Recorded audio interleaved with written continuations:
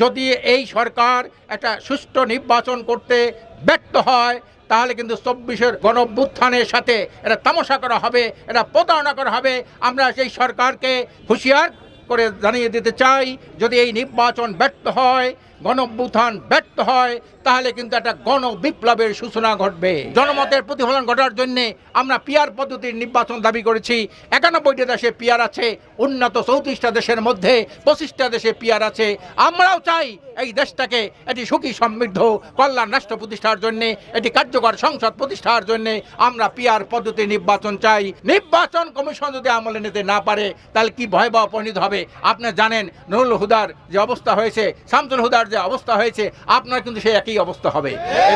প্রধান নির্বাচন কমিশন এবং কমিশনকে আমরা আহ্বান জানাই যে প্রস্তাবনা প্রধান নির্বাচন কমিশনের কাছে আপনার এই যে ঐক্যমত্য কমিশন পেশ করেছেন, তার আলোকে আগামী যাতে সুষ্ঠু, অবাধ এবং নিরপেক্ষ গ্রহণযোগ্য নির্বাচন অনুষ্ঠিত হয় সেই পদক্ষেপ উনি গ্রহণ করবেন। এর সাথে আরেকটা সংশোধিত আরপিও ঐক্যমত্য কমিশন পেশ করেছেন, এইটা যাতে বাস্তবায়ন থাকে, ঠিক থাকে, এই আহ্বান জানাচ্ছি।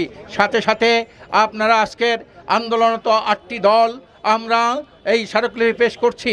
8টি দলের মধ্যে আছে ইসলামী আন্দোলন বাংলাদেশ, জামাত ইসলামী বাংলাদেশ, বাংলাদেশ খেলাফত মজলিস, তারপরে খেলাফত আন্দোলন, নিজামী ইসলাম পার্টি, জাতীয় গণতান্ত্রিক পার্টি জাকপা এবং বাংলাদেশ ডেভেলপমেন্ট পার্টি থেকে শুরু করে 8টি দল আমরা আজকের ঐক্যমত্যভাবে আমরা আজকের স্মারকলিপি পেশ করছি।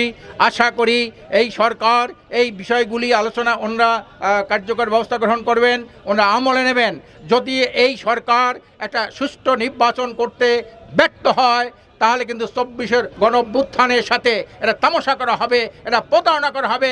আমরা সেই সরকারকে হুঁশিয়ার করে জানিয়ে দিতে চাই, যদি এই নির্বাচন ব্যর্থ হয়, গণঅভ্যুত্থান ব্যর্থ হয়, তাহলে কিন্তু একটা গণবিপ্লবের সূচনা ঘটবে।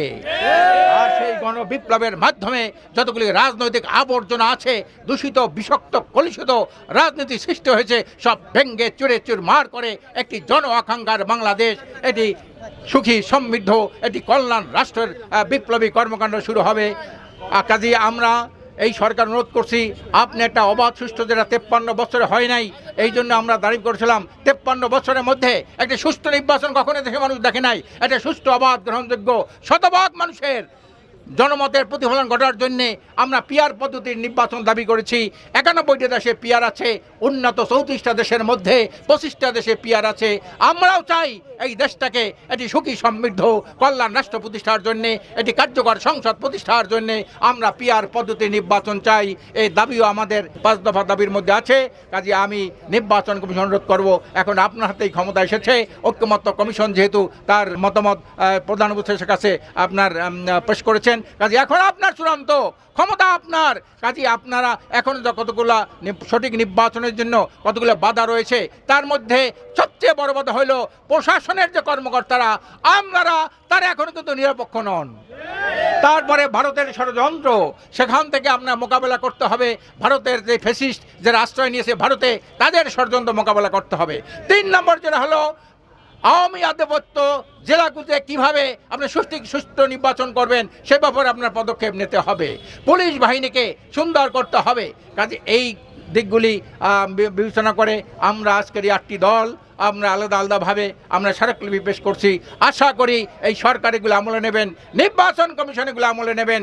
নির্বাচন কমিশন যদি আমলে নিতে না পারে তাহলে কি ভয়াবহ পরিণত হবে আপনারা জানেন। নুরুল হুদার যে অবস্থা হয়েছে, শামসুল হুদার যে অবস্থা হয়েছে, আপনার কিন্তু সেই একই অবস্থা হবে। এদেশের প্রধান নির্বাচন কমিশনে গলায় গামছা বেঁধেছিল, কোমরে রশ্মি বেঁধেছিল। আপনিও এই সব পরিণতির জন্য প্রস্তুত থাকেন যদি আপনি সুন্দর সঠিক নির্বাচন দিতে না পারেন। এই জন্যে আমরা আজকে প্রধান নির্বাচন কমিশনের কাছে আমরা এই স্মারকলিপি পেশ করব। আশা করি অনুগুলো আমলে নিয়ে একটি সুন্দর সঠিক নির্বাচনের পরিবেশ তৈরি করবে। এই বলে আমি আমার বক্তব্য শেষ করছি। ওমা তৌফিকি ইল্লা বিল্লাহ।